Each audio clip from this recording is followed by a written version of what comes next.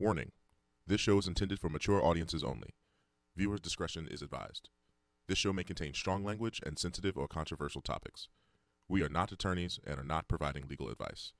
The views and conversations are our own thoughts and feelings, and therefore, purely speculation. The entertainment world and beyond. Skywalker air miles, feeding on a service, glide on water, constricted and conflicted. Welcome to Purely Speculation, a show that exposes the harmful effects of the criminal legal system. I'm your host, Heather Lewis, the Executive Director of the Reuniting Family Bail Fund and practitioner of participatory defense. On this show, you learn about the unspoken horrors of the criminal justice system and meet fierce allies and advocates. We will make the best of our traumatic experiences. We will get angry. We may even cry. We most certainly going to laugh, but one thing's for sure, we're going to keep it real. Welcome to Purely Speculation. When they free my sins and let them loose, they was killing me, I got scars to prove, got me paralyzed, I could even barely move. Out the way I took the pain again.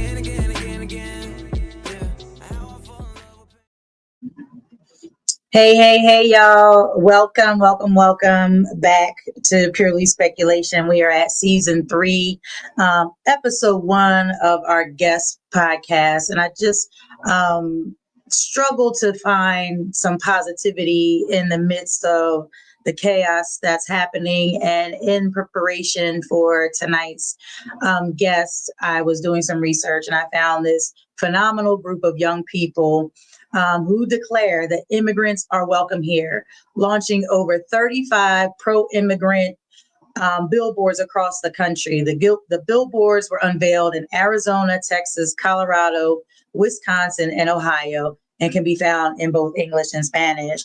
But also in that group, United We Dream, is the largest immigrant youth-led organization in the nation. They're made up of a multicultural, multiracial, multi-ethnic network of 1.2 million members. 1.2 million members that are standing, young people, older people, all ethnics, races, that are standing in solidarity, declaring that immigrants are welcome here. And yet here we are today, scrambling, running from ICE, standing our ground in front of ICE, standing in the gap or in immigrant community. And I just wanted to shout them out that with over 100 groups across the country, their reach is 5 million people per month. They're a powerful group. They can make change. They are our young people. They're getting it done. UnitedWeDream.org. So, before the week is out, let's check them out, see how we can support and how we can bring some of that energy of that 1.2 million people to Norristown, Pennsylvania. And so we're here talking about Norristown, and we have a special guest, and it's very timely, and I'm so appreciative because I've known this woman. I've seen her in action, and she's definitely a sister, boots on the ground, getting the work done, a woman for the people, none other than Denise Agruto. And I'm sorry if I be murdering your name. She's the executive director of Unidas para Servir Norristown. Welcome, Denise. Thank you so much. Hola, gracias. Gracias, Heather. Thank you. Thank you. Real quick, because I can never I keep forgetting the address of your organization. Where is it at? 335 West Marshall Street. It's just one block up after the railroads here in Markley and Marshall. I can walk there, so I'm gonna do it. And so, Denise, how we do this, you said you've seen some of our podcasts. I don't know if you watched any of our guest show, but we always like to start with the origin. I'm not, a comic book enthusiast or DC or whatever, but there's an origin story for superheroes and villains. Like, everybody started out somewhere. And so when we were talking, you dropped some really interesting facts and knowledge on me. But tell me about, Denise, how did you get started in this work? I grew up as a public servant, through my grandmom and things like that. So how do you find yourself in this work? Okay. First, I'm from Peru. So people from Peru is really a fighter. We are fighters. So, I just grew up in a family with my dad used to be, he used to be a politician. So he was a mayor of my city. So that was kind of my background.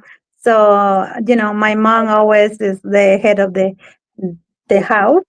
So that was another, be like strong woman. Mm-hmm. Then I'm the oldest girl at home, two brother up and two down, so in the middle, but the oldest woman, like the girl. So, Okay. I raised my siblings. So that was the thing. And then when I came to United States, I just came with a bunch of girls and seeing that how we at that time we were treated. So made me feel I need to know how these countries runs, how the systems go. So I started going to school, went to college, and get my associate in paralegal and legal assistant. Mm-hmm. Then I went to school for 4 years for psychology, organizational psychology. That was my bachelor's. So, working in this environment, and 2008 came to Norristown. So that at that time, everything was really hard in Norristown. So no bilinguals around. It was hard for me, being an interpreter, being a translator, be a caseworker, be in the community, doing outreach. So I started, seeing that the necessity of my community, like we don't have language access. So I started looking for organizations who support immigrants, who support civil rights, and get involved with them. So Mm-hmm. yeah, and I started, going to the municipality, visiting other government's office, and yep. So I can see, advocate for my community. For me, when I came, the English was not my my stronger thing, but it was like I need to learn more English. I need to learn English because it's important. When I just start, feeling more comfortable, like confident there, so I start. But someday I feel like even though I don't speak like very good English, I can just, at least trying. So yeah, I'm gonna start that. That was the my background. I love it. So I'm gonna say, and I take jabs when I can. So definitely not a DEI hire, right? You come as the daughter of a mayor and someone who has their paralegal, their psychology degree, came here, decided, saw what the gaps were, made a decision, did something about it. So I'd have to say that you're qualified to do what you do, to stand and speak with a certain level of expertise and professionalism about the topic. You know what I mean? It wasn't, Mhm. and I guess I'm curious because I didn't know that you were a daughter of a politician. Is that common, like to want to lead? Like, so I mean, I don't want to make any assumptions, but the daughter of a politician, you know what I mean? Maybe did you have a comfortable life? Like, what made you want to come to the States? Because it seemed like there maybe was a pathway to, I don't know about for women in Peru to go into politics, or maybe was it the opportunity to do things that, you can't do in your country here. But I'd have to say it's not many people that are immigrants that I've met that have politicians in their family lineage and come with that knowledge and expertise and already having experience in the political arena. You know what I mean? Does that Yeah, make sense? yeah, that makes sense. No, I think it was at that time I really wanted to go, to know the world. So I want to go. My dad was supporting all the time. He was like, "Okay, you can go.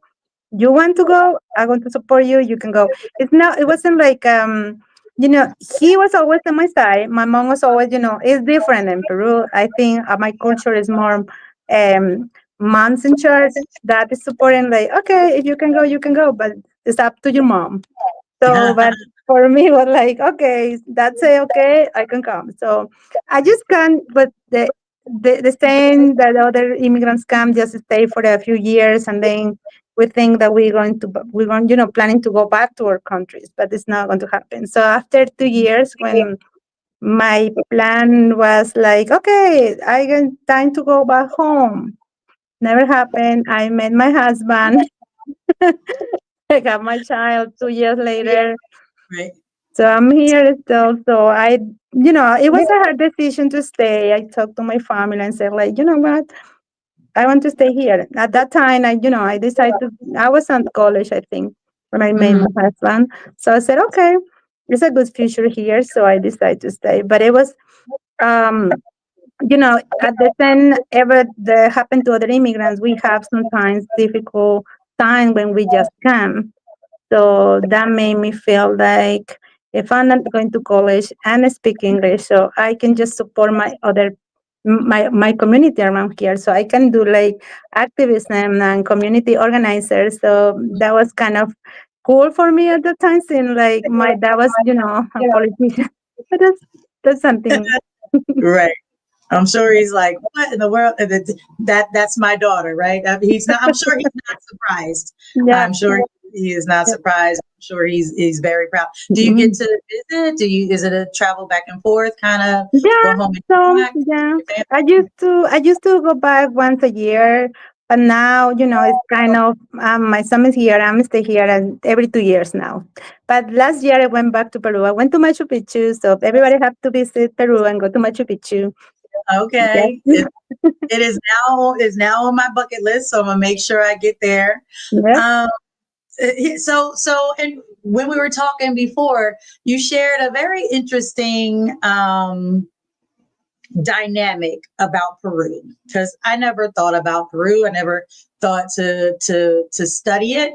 And as we approach this Saturday, Black History Month, Peru has a very interesting um, cultural, I don't know how to describe it, mix yes. maybe. And Mm-hmm. so tell me about the cultural dynamics in Peru, because it's so interesting. Yeah. So in Peru, we have like, history about the slavery. We have a bunch of, like during before the we were here like Incas, right? The Incas, and then we have the people from Europe. But then in between, they, bring some slaves from different part of Asia and Africa, and then it was all around Peru. So in my side, I'm from the north, okay, north of Peru, north. Mhm. So we're next to Ecuador. So in that portion, we have more Asian people, but with a mix still. So in the south, we have black. We have a town that just blacks. So, but our color is like that. So, in my family, for example, we have people from Asia and we have a Japanese families. And Mhm. with my grand grandma, she was slave. She have African, like black, and you can see the difference in our faces. And my family like look Japanese because and in black. So even my sister, we are different, right? And you can say that what that happened because that mix. And Peru have a very rich history about the time of the slavery and the time of how the Asian was first and the black was then. With a lot of the histories mixed that in Peru. And also, then we sometimes forgot about that, but we're talking more about Incas and pre-Incas. But we Mhm. really have something, from Europe and also people who think that are just from Spain and they're just Right. Spain, no more. But I'm very proud of my Asian side and my black side, and my son Mhm. as well. My son is really proud, and he is Right. looking to do is Korean because he likes to Korean. Okay. Yeah. So it's not Afro Latina. So is there a is it Asian Latina? Like how? So what are some Mhm. of the, I don't want to say slang or whatever, but how do folks in Peru that have that mixed lineage? How do they describe themselves? Are they just Peruvian? Yeah, we're just Peruvian. That was the thing when I came here, for me, like, see different people that this the country of immigrants, we're totally different. And people are going to notice you are from this, you're from there. In Peru, where everything is the same, even we look different, but we are Peruvians. I love it. I love it. I mean, because here there's so many labels and so many categories Mhm. and so many boxes. I mean, if you shrink the boxes down, like we're all in our own little box, like, and Mhm. nobody else can fit in it because we have all these labels. And so Yes. I love True. that. And like I said, Peru is definitely on my to-do list. I'm going to tap on you to see Yeah. in Peru of Afro, Latino, Asian kind of persuasion that is, a notable person. Like we don't know, and I would love to be able to add that to um, our catalog of um, inspiring Black people of color. You know what I Yeah. mean? It doesn't have to Mhm. necessarily be African or African American, Black Americans, whichever. Like, and people of color, we just need to Mhm. elevate and share the story of excellence and not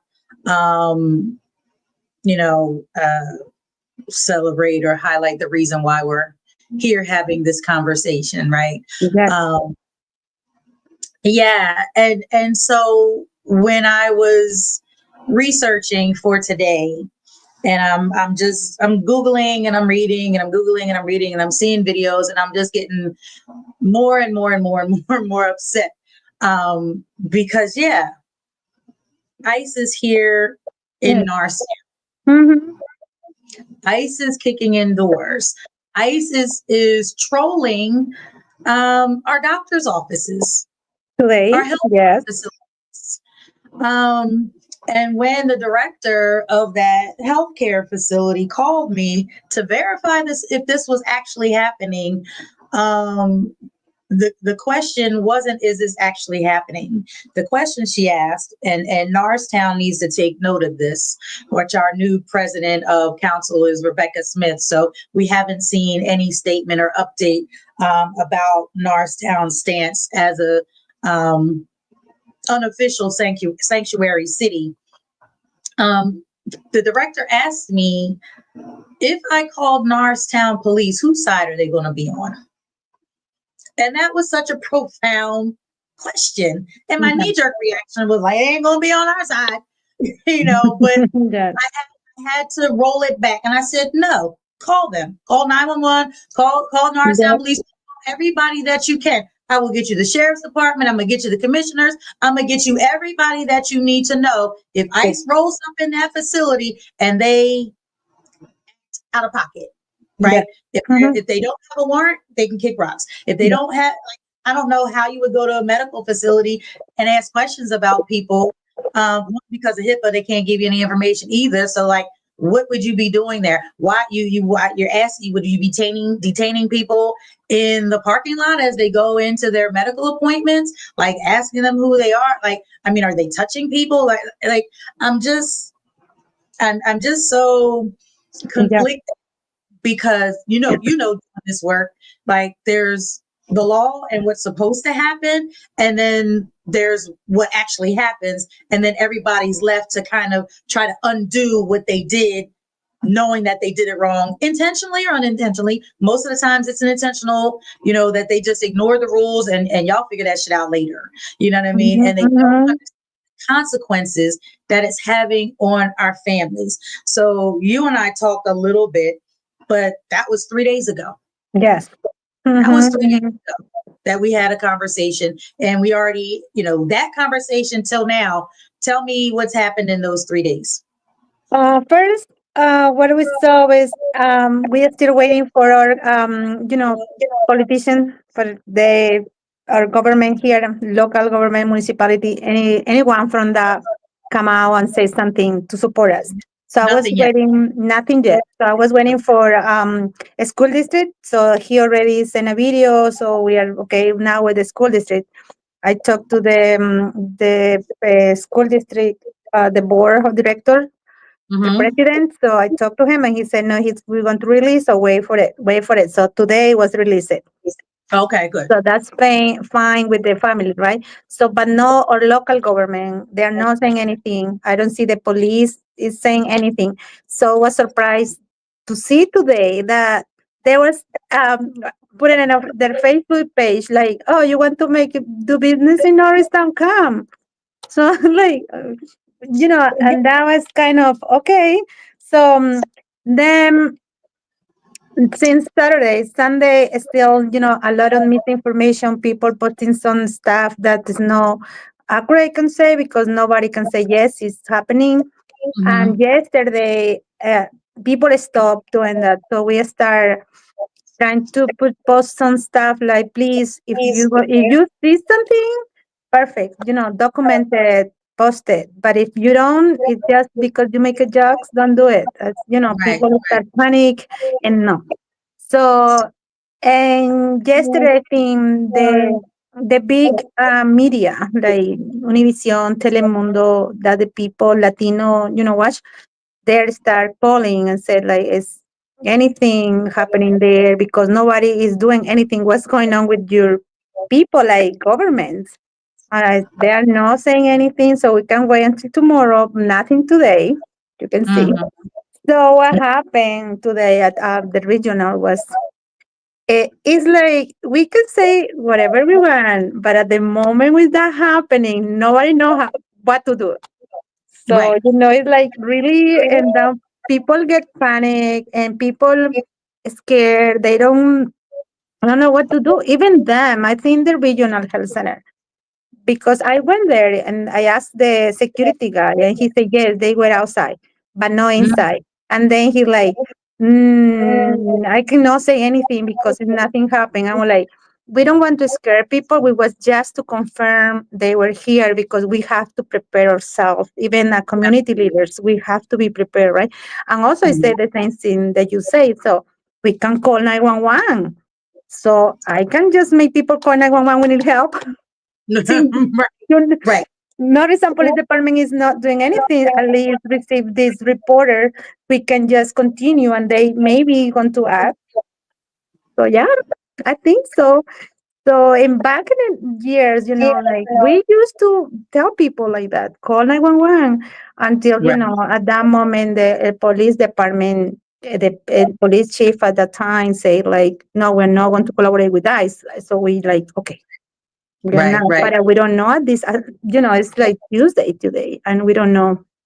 Yeah, we still have the interim police chief since the council terminated Dr. Jacqueline Bailey Davis, who Mhm. would have been able to, be prepared to put out a statement and stand or take a position. Either way, my experience with her is that yes, she would have stood in solidarity in allegiance with the sanctuary city guidelines. So she's not there. So and here we are. You Yeah. know, Mhm. 28 days into January, and they have not moved on any of this. And you see a lot of posts that folks just didn't believe this would happen. They just didn't believe this would happen, Yeah. and it's like, why didn't you believe this would happen? Like, do you really you thought the whole election and the whole campaign and the things that they were saying and all the promises that he made that it was a joke? Yeah. Like people really did not believe this would be happening.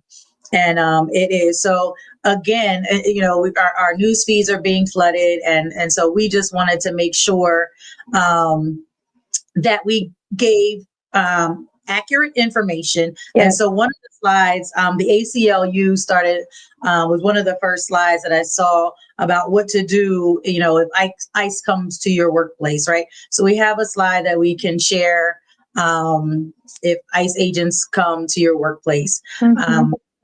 We'll make sure that your organization has, if it's accurate, if there's something that's missing. The ACLU is pretty good with disseminating information. So we're going to make sure that we have these to place around Norristown and our businesses and things like that. Yeah. And, the other one is if ICE agents come to your house, so your Mhm. workplace. And then, if they show up at your door, similar, if police officers show up at your door, do they have a warrant? Talk to them through the screen. Like, you don't have to let them in your house. That was one of the, conversations that I had with the doctor's office is, can you, put in place, the buzzer system? Do we, stop them at the door. They have to ask to come in. They have to prove that they're there for a reason. You're not here for an appointment. You know what I mean? Why are you here? And so, the school districts can, have a policy, but are those frontline workers prepared to stop ICE agents at the Yeah. door? Yeah, that was a good thing because in the past we learned from that experience that usually, okay, the policy is in place or the resolution is in place, but how the employer, the employee is going to act. And also, they know that it's in place for sure, for real. It's like now in the county, maybe they're going to implement something to support us, but how all the county employees want to know this, how they going to disseminate this information, right? Because Mhm. it's important to just how they going to practice the plan. Because I can see um, we as a Latino immigrants, we know what to do. Okay, perfect. Right. But we practice multiple times. We have these community meetings. We have a support groups, we talk each other. Okay, do this, but how about our allies or the people who supporting us? So now is in our side. They have to know too, because if come to your place like a restaurant and you are the manager, how you going to Mhm. act, right? Is Right. you going to say, okay, here you go. There, my they have to Right. know. It's like now. I think at this time, is everybody have to know. How they going to act when they show up, like today in the health center, right? Because they Mhm. don't know what to do. And I can see in front of the health center, what I saw was they have a big sign saying like no weapons allowed this in the Right. inside. I think maybe that was the reason they didn't get inside. I can, Mm. but I was that always that sign's always there Right. and Right. they carry weapons. So maybe that was a good thing that this time happened, right? But Right. something like that.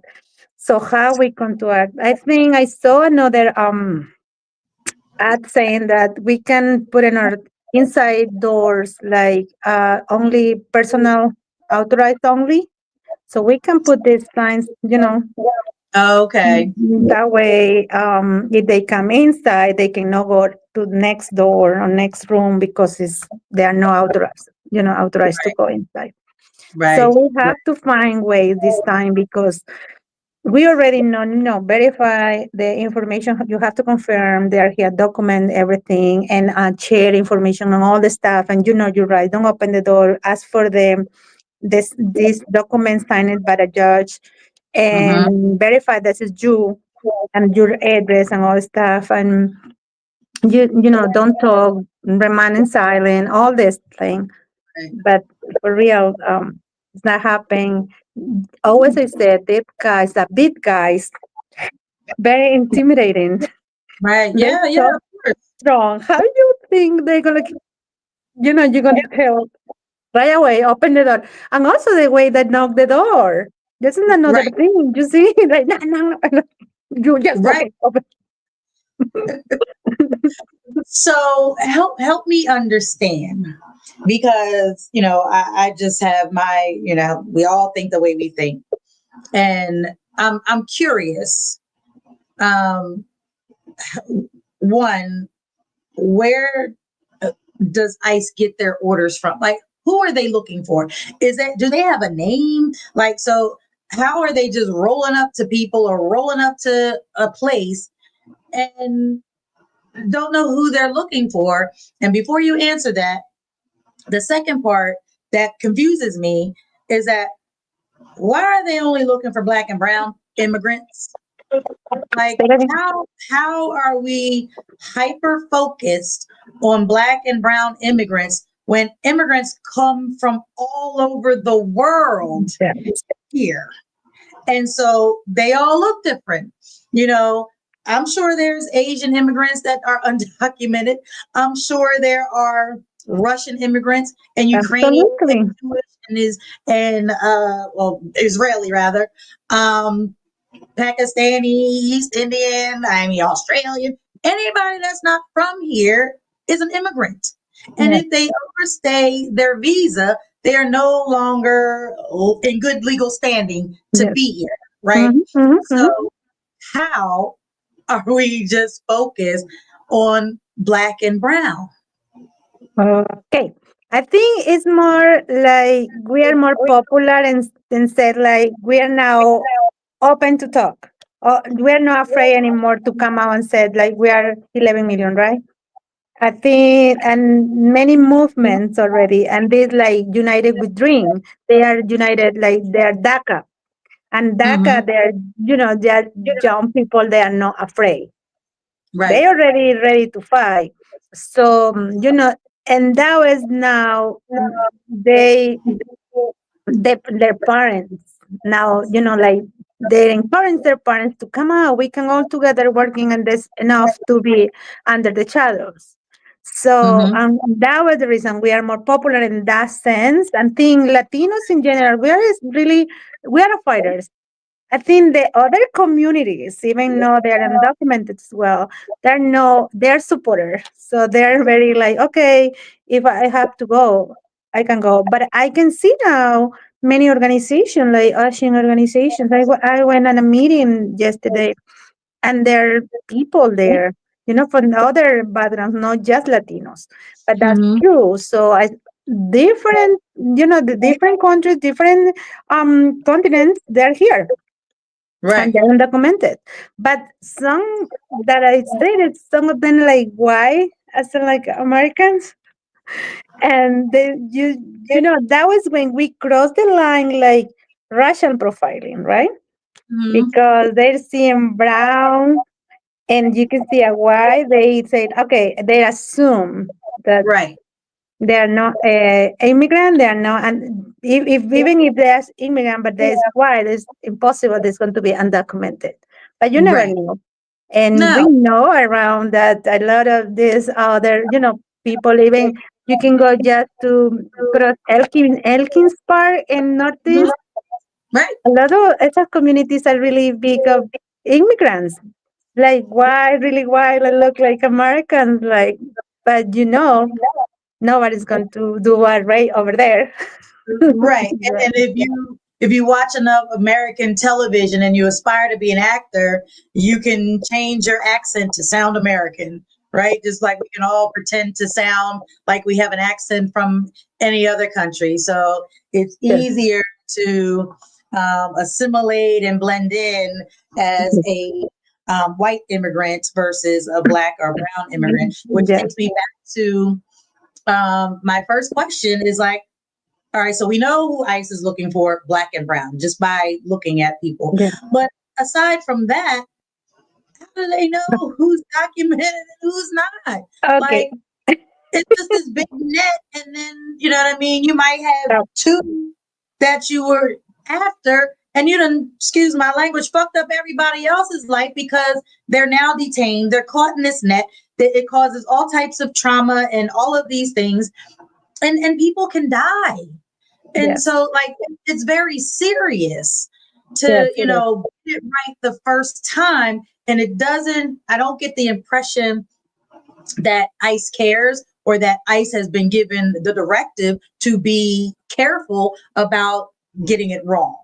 Mm-hmm, mm-hmm, mm-hmm. That was the situation before. ICE always been here. It never left. It never like Right. it was doing their work, right? Because they're getting paid. They get money. So, but they have people from courts because the court system cross information with them. So Right. domestic violence, they get into court and they just get cross information and they get people. So another Mm-hmm. thing that people don't know is like some states who approve driver license, some of them just approve and some kind of cross information with some agency, federal agency. Mm-hmm. And PA is the state that they verify, but they like because they give an opportunity immigrants in Pennsylvania to get a driver license if they are an immigration system already. That's it. Mm-hmm. But they just check with immigration if this person is in the system. Perfect. Okay, they're allowed to get an ID or driver license. Perfect. So, but that's it. But this is system called SAFE. So you can imagine how many states have the same system to verifying in every single government office, and that is Mm-hmm. the way they collect the information. Um, Also, DUIs, any other offense they going to take. And that was the reason I said if we want ICE out of our county jail, because in our county jail, ICE is there all the time. Even though Mm-hmm. they don't go to pick the person from their house, if the person was arrested just for, I can say, traffic, citation, or they owe money, and they send it to the county jail, Eagleville. ISIS there is like they took take it and Right. go to detention center where they're going to spend time until we pay money and all the process come out. So Mm-hmm. that was the thing. Now what is different is they just come like that happened years ago. They're going to do the same thing. Just come and do raids. Get to in the streets and every single person ask for the status. That part is different now. They are not just coming from someone. In the past, we used to say if they come for Pedro, but Pedro is not there, they take a Juan, right? Right. Now Right. is Yeah. the thing. But sometimes we find out they fake the names.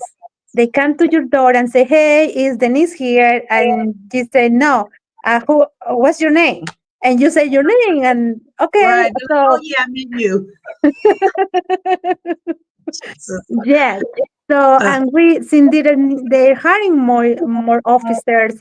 That was the thing. So, now we are worried like the families together because they know Latinos get up early and go to work early, and we are construction workers. And they stand in front of our doors early in the morning. That was when we're going to see later, because for sure they're going to start. And the way is, I think if you see Norris, Stone Street, the cars are parking outside the trucks, right? They know it's mhm. a construction worker, so they're around the neighborhoods. And that Right. was the reason. But they bring papers from the judge, but they're looking for someone. They already deported. They already don't live there. They already left in different states, but they Right. come with that order. And when they knock the door, that was the reason why we always say, don't open the door, even though you are the person they are looking for. Also, Right. okay, if for example, if you are there and you want to say, all right, I want to say for the rest of the people who live here, I'm going to open the door. Don't open the door. Just go. You can go outside and close the door behind you. Don't let them Right. get inside if you want Right. to do that, right? And also, the thing with this is they look like police, and you can see the vest. They say Mm-hmm. police. They don't. It doesn't say ICE because this Right. is a trick part too. You They're know. allowed to lie. They are Mhm. allowed to lie. Yeah. And I want to shout out Stephanie. Thanks for tuning in and share this very powerful information conversation that we're having, because what you just said, Denise, really can stop ICE at the door. You don't open the door, you don't answer the door, you don't answer any questions because they're using trickery. And so Mhm. Mhm. give them an Mhm. opportunity to lie to you, to trick you, to scare you, to, give them fake police vests and all of that. You know what I mean? We really can empower families and protect our residents, our immigrant community, just by doing that. Just don't open the door. Don't open the door. Even the car. If you are driving, you can just keep it like sit down in your car, parking and keep it there. Mhm. Don't open the window. Nothing. This is like Right. no. Yeah. And even if they're yelling at you, they're scaring you. Just start. If you can cry, cry, but don't don't open. Right. Don't open the door. And Jeannie Cho is asking, what are our local leaders going to do about this? We keep asking. So keep asking, writing, calling, emailing your local officials if they had not responded about what they're going to do about ICE coming there to their community. Because it's not just Norristown. Yeah. Lansdale has a large immigrant community. Like you Yes. said, Elk Elk is for Ambler. And yeah, like it's not just Norristown. So we all share this far and wide. This is like on the money, boots on the ground, trusted resource telling you what to do, what not to do when fake ICE is, or the fake police are at your door. Even if police come, if you don't have to open the door, they can knock for hours and hours and hours from 6 a.m. to I think 6 p.m. And then they got to wait till the next day. They can leave if they have a warrant. They can leave it on the door. They Yes. don't have a hand, put it in your hand. They can tape it to the door if they've got a warrant. Don't open the door. You know what I mean? And so this, along with, I mean, we're in season 3. Every guest show, every court watch show that we've had critical information to protect our families and our communities from the oppression of the criminal legal system, the carceral system, the jails, and all of those actors that are set out into the community to trap and lie and just ensnare us in their system. So please follow us on all of our social media, Instagram, Facebook. Our YouTube channel is Reuniting Family Bail Fund on YouTube. Subscribe to Purely Speculation so that you do not miss any of this information. It's just really, really critical.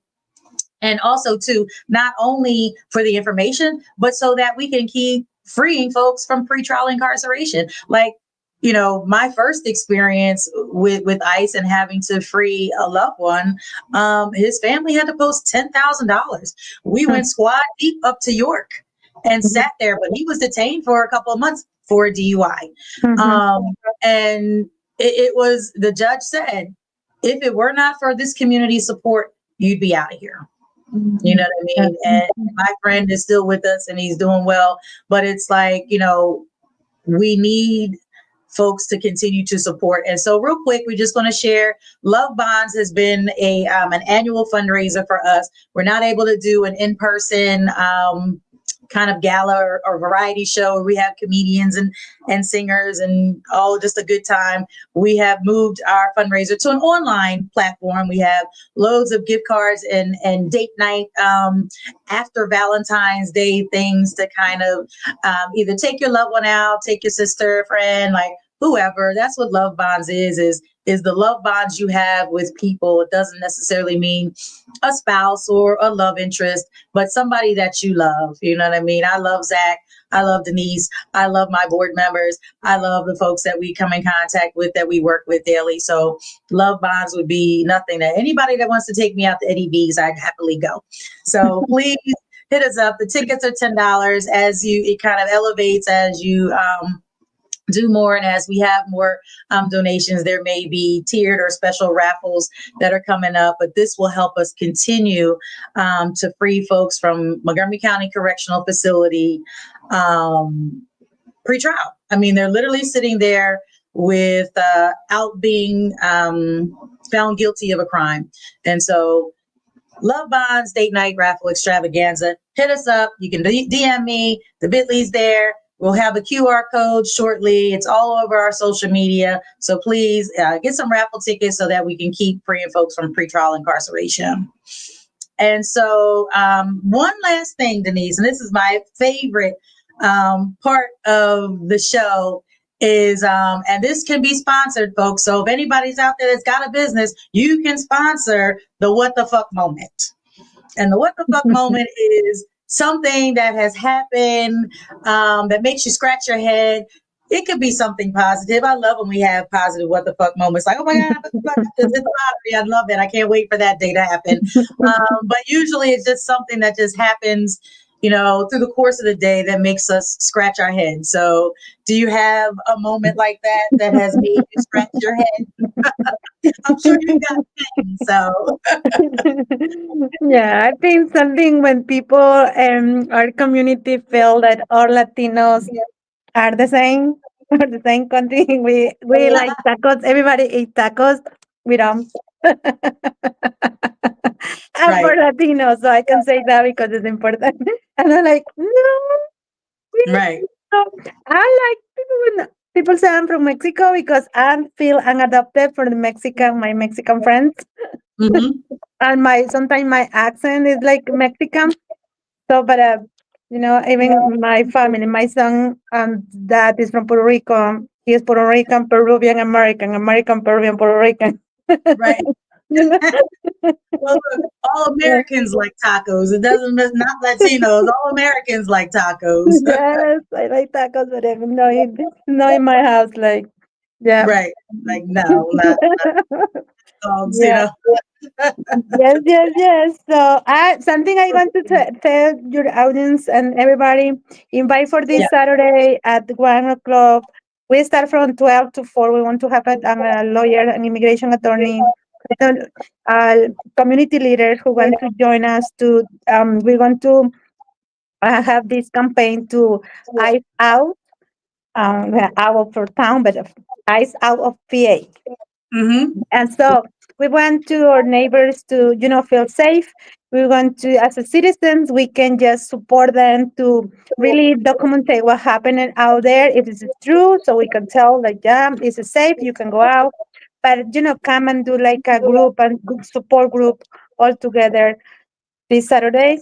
So to support North Town. Also, our business are suffering out there. Is nobody now, so it's kind of sad for them. They have to close the door early. So Right. the economy is suffering. So please, Is there a so join flyer? us. Yeah. Is there a Sorry? flyer for that event on Yes, Saturday? there a So flyer.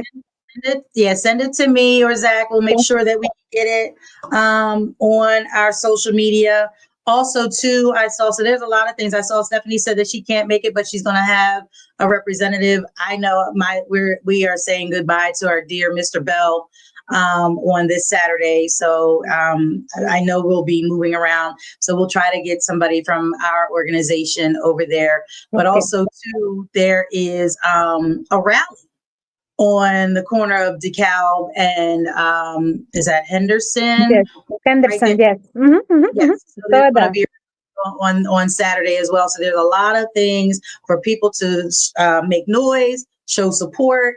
So if it's not at your space, they can be on that corner. They can be at all these other events that are happening and calling their elected officials. We have to constantly call. And so we will share all that information.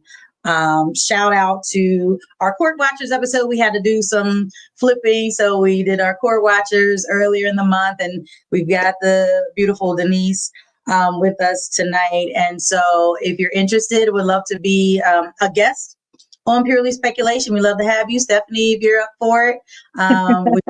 We could what all the perspectives, and it's a collective knowledge. It's not me, it's just not Denise or Stephanie or Danielle or all the folks that we work with that are boots on the ground doing this work.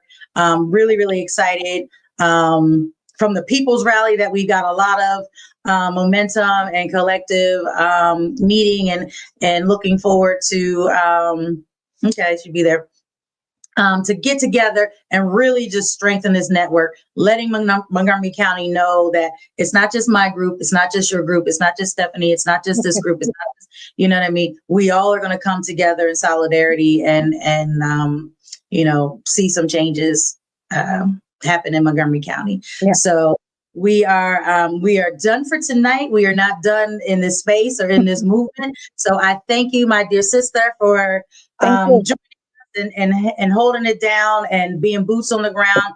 Like you said, everybody just has their perspectives of Latinos. And I always say people are people. There's, I guess, three types of people. There's good people, there's bad people, and then there's people that are straddling the fence, waiting to see which side is winning so that they can hop on that side.